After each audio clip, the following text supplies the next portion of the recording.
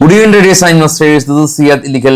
നിഫ്റ്റിയുടെ ചാർട്ടും നിഫ്റ്റിയുടെ പെർഫോമൻസും മാർക്കറ്റിലുള്ള ആളുകൾ അത് മനസ്സിലാക്കി കഴിഞ്ഞു. ഞാനൊരു ചാർട്ട് കാണിക്കാം. നമ്മളുടെ ടെൽ അവീവിലെ എക്സ്ചേഞ്ചാണ് ഇസ്രായേലിലുള്ളത്. ഗ്യാപ്പപ്പാണ് ആശാൻ. നോക്കുക, ഗ്യാപ്പപ്പിൽ മാർക്കറ്റ് ഓപ്പൺ ചെയ്തതിന് ശേഷം ആ ഗ്യാപ്പപ്പ് സസ്റ്റെയിൻ ചെയ്ത് നിന്നു എന്നുള്ളതാണ്. RSI എല്ലാം തന്നെ നോക്കാം, ഓവർ ബോട്ട് സോണാണ്.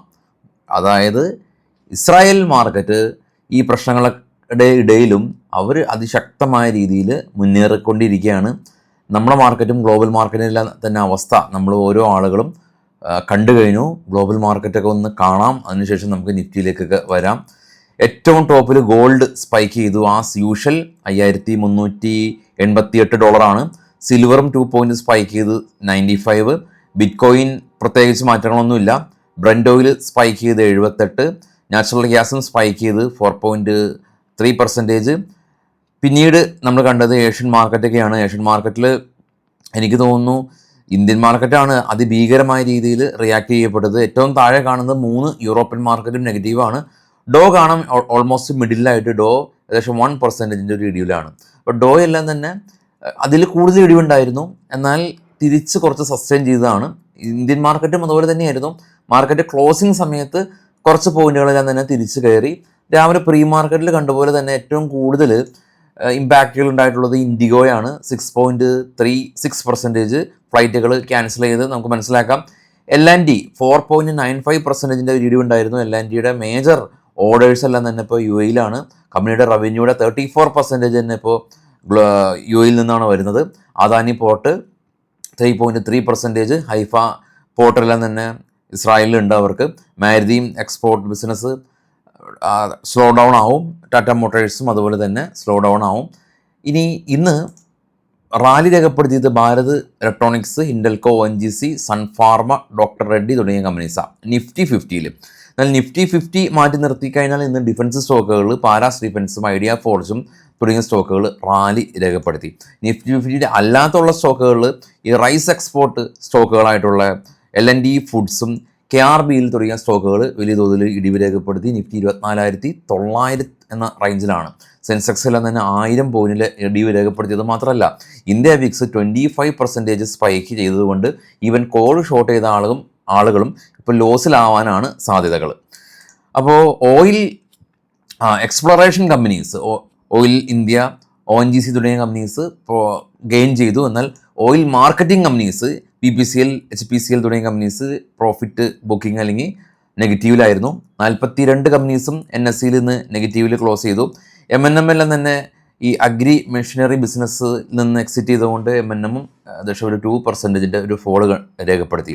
അപ്പോൾ ന്യൂസ് കാര്യങ്ങളിലേക്ക് തന്നെ നമ്മൾ പോകുന്നില്ല. അത് കാരണം ഓൾറെഡി തന്നെ നമ്മളെ മലയാളം ചാനലുകൾ ഗംഭീരമായിട്ട് തന്നെ അവർ ആ ഒരു ഡ്യൂട്ടി കുറച്ച് കൂടുതൽ ചെയ്യുന്നുണ്ട് എന്നുള്ളതാണ് എൻ്റെ അഭിപ്രായം.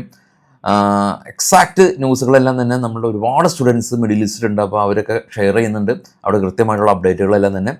ഈവൻ നമ്മൾ രാവിലെ പ്രീ മാർക്കറ്റിൽ പറഞ്ഞ പോലെ തന്നെ ഇത് മാർക്കറ്റ് ആയിട്ട് ബന്ധപ്പെട്ടിട്ടുള്ള കാര്യം മാത്രമല്ല, ഒരുപാട് നമ്മളുടെ സുഹൃത്തുക്കൾ, ബന്ധുക്കൾ എല്ലാവരും തന്നെ ഈ മിഡിൽ ഈസ്റ്റിലൊക്കെ വർക്ക് ചെയ്യുന്നുണ്ട്. അപ്പോൾ മാർക്കറ്റ് പെർസ്പെക്റ്റീവ് മാറ്റി നിർത്തിയാൽ അവരുടെ സുരക്ഷയാണ് ഇപ്പോൾ നമുക്ക് കൂടുതൽ വറിയാവുന്നത്. അപ്പോൾ കാര്യങ്ങളെല്ലാം തന്നെ ശാന്തമാകുമെന്നാണ് പ്രതീക്ഷിക്കുന്നത്. പക്ഷെ അത് എന്നാണെന്നുള്ളതിൽ ഒരു അവ്യക്തതയുണ്ട്. കാരണം ഈ ഇറാനും US തമ്മിലുള്ള ഒരു മധ്യസ്ഥ ചർച്ച രാവിലെ ട്രംപ് വാഷിങ്ടൺ മാഗസിൻ നടത്തിയ ഒരു ഇൻ്റർവ്യൂവിൽ ഈ ഇറാൻ തയ്യാറായി എന്നുള്ള ഒരു ന്യൂസ് ഒരു കാര്യം ട്രംപ് പറഞ്ഞിരുന്നു. പക്ഷെ അത് ഇറാൻ നിഷേധിച്ചു. അങ്ങനെ ഒരു ചർച്ചയ്ക്ക് ഇല്ല. ആക്രമണം കടുപ്പിച്ചു. ഇപ്പോൾ കുവൈറ്റിൽ US ഫൈറ്റർ ജെറ്റെല്ലാം തന്നെ അവർ തകർത്തു എന്നുള്ള ന്യൂസുകളൊക്കെ പുറത്തു വരുന്നുണ്ട്. കൂടുതൽ ഈ മിഡിൽ ഈസ്റ്റിലേക്കെല്ലാം തന്നെ ആക്രമണം വ്യാപിപ്പിക്കുന്നുണ്ട്. മധ്യസ്ഥക്ക് ശ്രമം നടത്തുന്ന ഒമാനെതിരെയും നമ്മളുടെ ഇറാൻ ആക്രമിക്കുന്നുണ്ട്. അപ്പോൾ ഒരു രാജ്യമായിട്ടും യാതൊരു രമ്യതയിൽ പോകാനുള്ള സാധ്യതകൾ നിയർ ഫ്യൂച്ചറിൽ കുറവാണെന്നുള്ളതാണ് ഇപ്പോൾ അവിടെ നിന്ന് വരുന്ന വാർത്തകൾ കാണുന്നത്. കാരണം അവരുടെ പ്രധാന നേതാവാണ് കൊല്ലപ്പെട്ടത്. അപ്പോൾ അതിൻ്റെ ഒരു അമർഷമാണ് ഇപ്പോൾ ഇറാനുള്ളത്.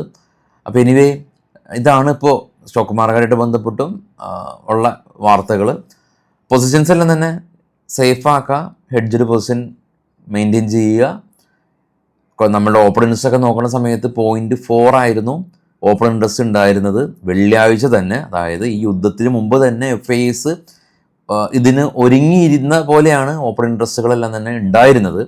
അറിയില്ല, മേ ബി അവർക്ക് അതിനെക്കുറിച്ച് ധാരണ ഉണ്ടാവോ എന്നുള്ള കാര്യമൊന്നും നമുക്കറിയില്ല. പക്ഷേ ഓപ്പൺ ഇൻട്രസ്റ്റ് സൂചിപ്പിക്കുന്നത് ഇത് വരാൻ പോകുന്നു എന്നുള്ള രീതിയിലാണ്.